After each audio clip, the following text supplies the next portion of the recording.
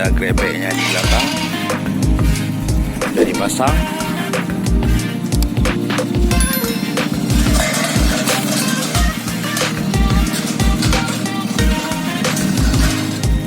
Inilah berfungsi grebek.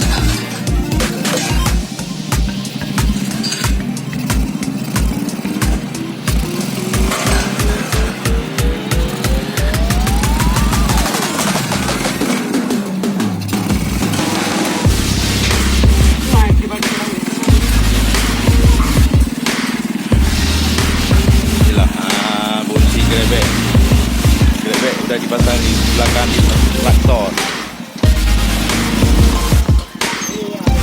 Baju wah.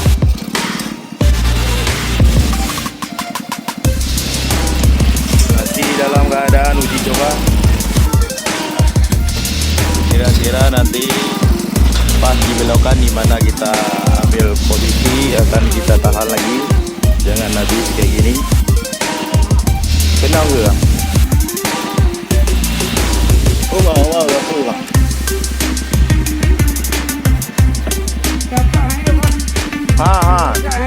Dilalu satu.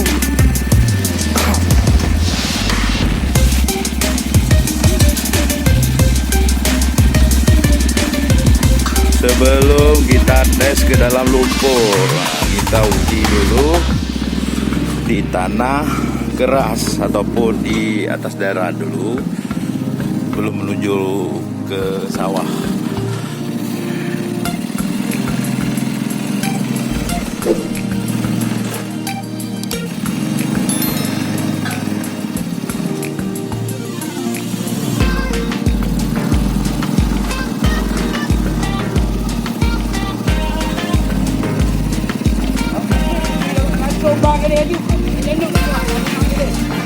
Lenuk mana? Mayu dah.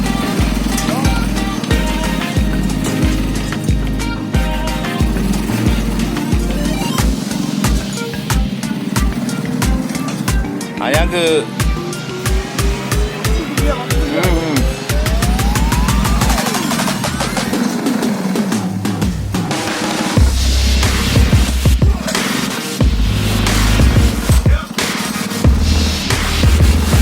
Dapat weji wate belokan patah rak bahaya dah.